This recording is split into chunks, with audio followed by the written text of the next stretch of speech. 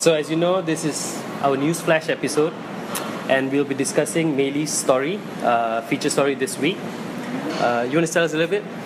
So my feature story this week was about suspended meals, and basically the concept of suspended meals is where you help those in need by buying food for them and putting it on hold in a restaurant, pretty much. Mm-hmm. So for example, I go to a restaurant and I buy a meal. I also buy a meal for a random person in need, and the restaurant will keep that order there until someone who needs food gets there and says, "Excuse me, do you have a suspended meal?" So that's kind of how it works. Do you know where this concept originated from? Well, as According to the internet, it started in Italy. It started in Italy. In the concept of suspended coffee.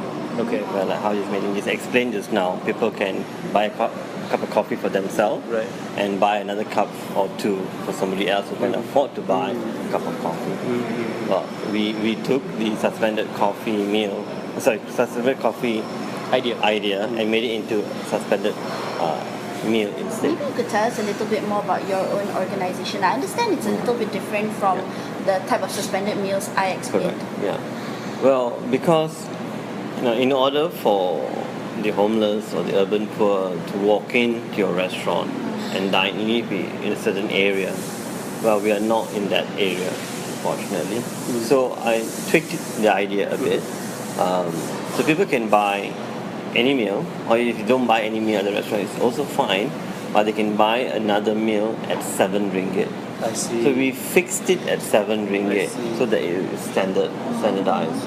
And for 7 ringgit, we can prepare a decent meal, which has rice, which is carbs. We have protein, either chicken or fish, vegetable, fresh fruits, and throw in a dessert as well. Do you have volunteers? Yes, we have volunteers. We have a group of core volunteers that help me out now in food preparation and food distribution. And we work with different groups to raise funds. But saying that, we still need more volunteers in specific areas, like administration, getting my accounts done, paperwork, because as we are handling public fund, so accountability is very important. So and all this paperwork needs to be done properly. So if any volunteers that we need more, it's in terms of administration. I see. Wow, this is quite interesting to note. I mean, a lot of times we'll think that doing charity is going out in a just blaze of glory, helping the needy, but there's still a lot of Background diligence, background, and accountability that needs to be carried out. Yeah. Accountants out there, this is shout out to you guys. Someone in need. Any specific story that maybe was exceptionally memorable to you? Yeah. Oh, for me personally, I was talking to another restaurant owner, Raja Kamaria. Hello. She owns a scones canteen. Yeah, scones canteen in Damansara Perdana. I don't know if it's scones or scones. I apologize if I'm pronouncing it wrong. And she was telling me they do suspended meals as well. And one night, this single mother walked in with some of her children, and they got a couple of suspended meals to celebrate one child's birthday, because Western food is a very rare treat for her family, and Kamaria used that as an example of sometimes we can't judge who are the people in need. Like for this woman, she wanted to make this birthday special for her child, and she just could not afford to do so. And that's what suspended meals is about. It's about helping people in need, not just homeless or just poor, but people who need food. The case of this lady who actually traveled all the way from the from East Malaysia. She arrives here, husband goes missing, no money to go back. So what do? No relative, husband not here, then no job. You end up in the streets.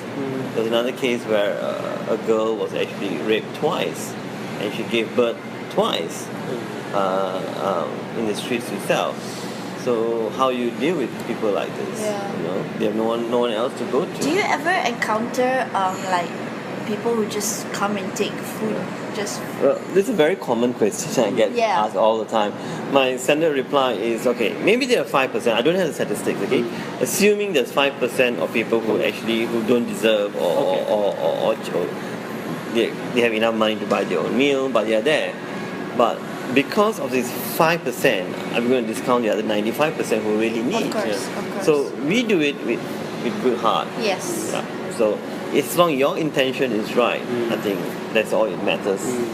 And the 95% who really needs help Yeah. gets help. Shame on the 5%, but oh well. Yeah. Yeah, I mean, we really have to reach out to the people who need it. Can you Correct. tell us maybe some highlights, like one of the best moments that you've encountered while distributing food? We help out soup kitchen called Need to Feed the Needs. Okay. And every month they celebrate birthdays with the kids who were Oh, born that's in that nice. month. Oh, I Okay, see. okay. And we give them cupcakes. Right. Oh. And one during Christmas last year, I did a little collection of toys. They were not all brand new toys, but you can see the joy, when these kids receive a simple plush toy like that, something that we take for granted. Yeah. So that would be probably one of my highlights so far. Okay, I think I've run out of questions. So have I. It Yeah. was lovely talking to you, Ramesh. Thank you. Thank you for helping to feed the needy. And one last reminder, yeah, guys, this is Frontera at Jaya 1. So come over and say hello to Mr. Ramesh. Oh, and also if you are good at paperwork Yes, we and need accounting, Accounts. person in need yeah. right here, please volunteer your services. Alright, Bye, guys. see ya.